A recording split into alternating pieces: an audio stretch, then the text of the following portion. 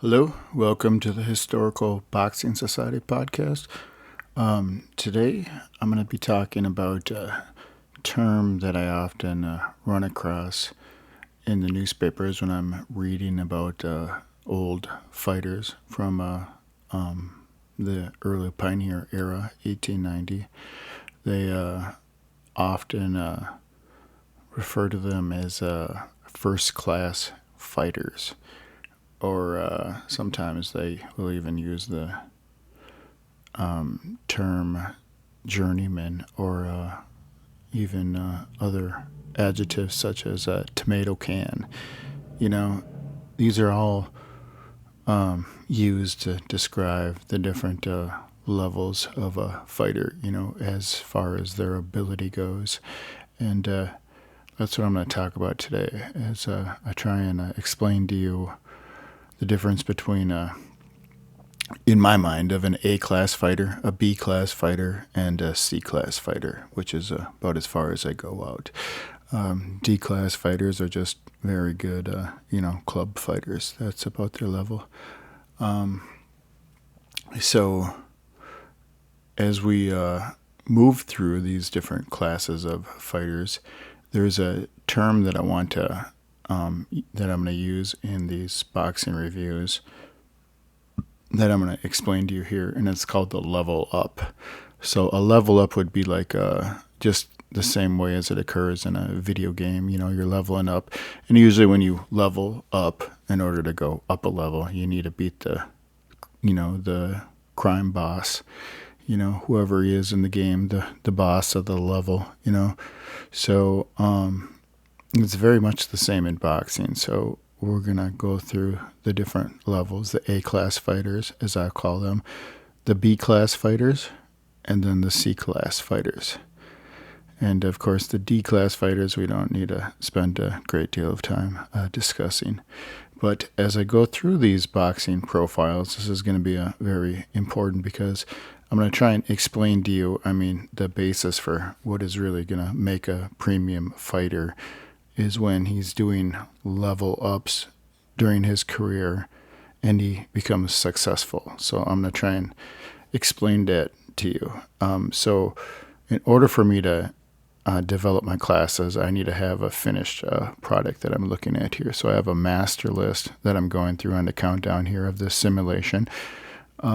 Simulated fighters of the pioneer era, which is all fighters pre-1885. So I'm going to explain to you the different classes here as we go through the list. So the list would be about 60 fighters in the master class list. So this is all fighters with birth years pre-1885. So it goes all the way through. Basically, the cutoff would be around 1886 fighters would be this very beginning of the New White Hope era. So 1886 would be Al Kaufman, the White Hope heavyweight, and battling Jim Johnson. He's like one of the breed of the new black fighters. He's after 1885, so he's past the pioneer era. The pioneer era would include the likes of black fighters such as Johnson, Sam McVeigh is there, Sam Langford is there, Joe Gaines, Jack Blackburn. All these guys are all pre-1885 birth year, along with all their contemporaries such as Hank Griffin and Denver Ed Martin and all the George Godfrey, all the black heavyweights and white heavyweights. So that's the cutoff there. So now we're going to go through the boxing classes here. So obviously 1 through 60, these are ranked.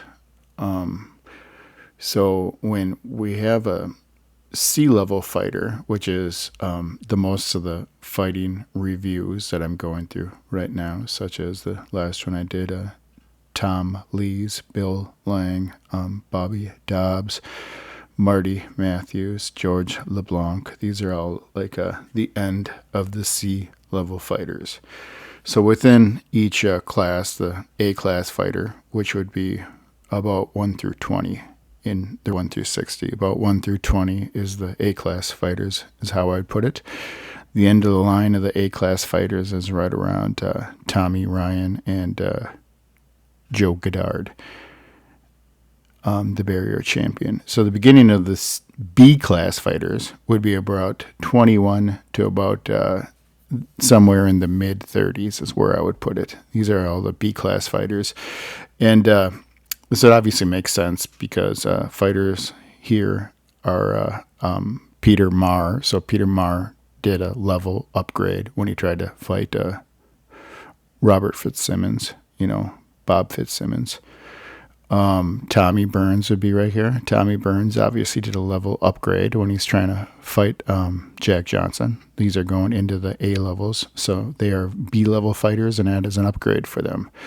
So Frank Slavin, again, classic B level fighter of the Pioneer era, and he's trying to do a level up, trying to fight Peter Jackson, which would be part of the A class fighters. So that's the individual's level up. So the B class fighters would be about 21 through the mid 30s, as I'm saying. So that would be start with somewhere around Twin Sullivan, Tommy Burns, Peter Marr, Frank Slavin, John L. Sullivan, Tommy West. These are all B level fighters. And so they extend for about, I would say, somewhere from 10 to 15. You don't need a definite hard line there.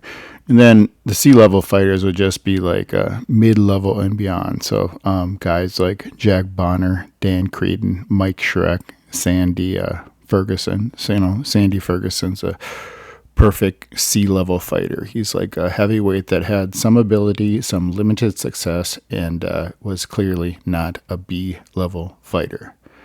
So the C-level fighters would go from about 32 on the master list through the end of the list, which would be about 60, where Tom Lees resides, the Australian fighter. So anything past 60 of the best fighters of their particular era would be what I would just put into the D-level fighters.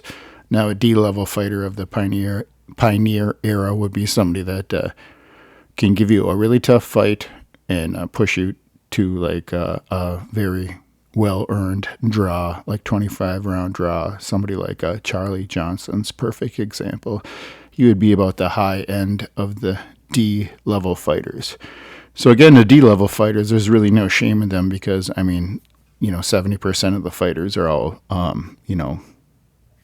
F level. So, D-level fighters are still very competitive, is how I would describe it. So within these ranks of Class A fighters, Class B fighters, and Class C fighters, there's the subdivisions, the top of the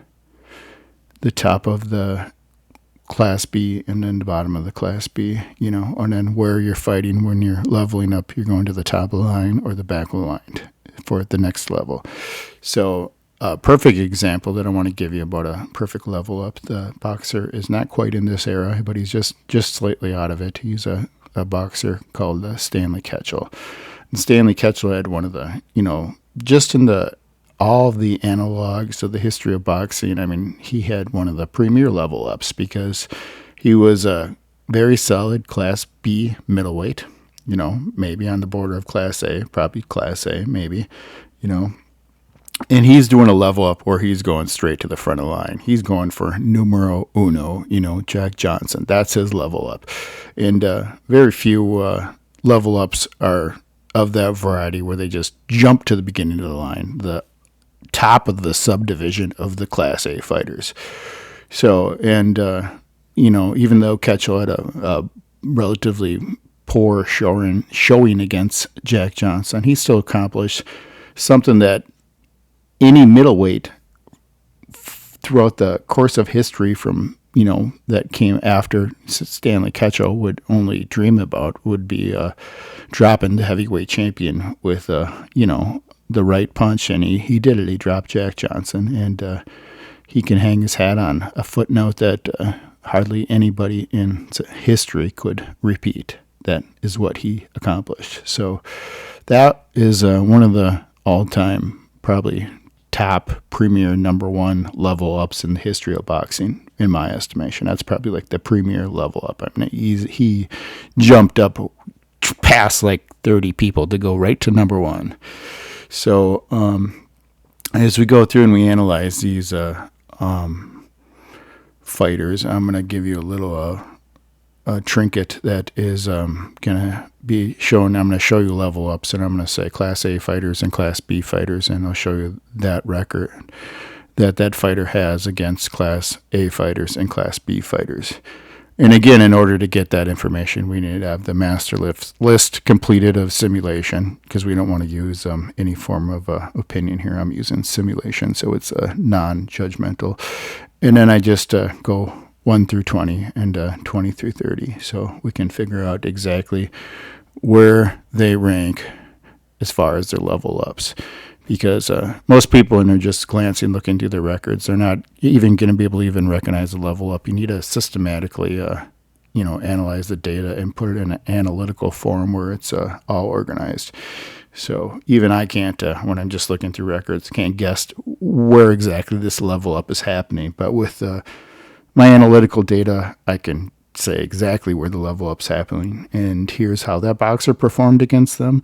And this is really what's going to determine the really great boxers from the really good boxers, because the really great boxers will have success under level ups, and the Class C fighters will have failures under level up and prevent them from being anything greater than where they are currently ranked, which is a Class C fighter. So that is the explanation. I hope it makes sense to you, and I hope you have a good day, and hasta la vista.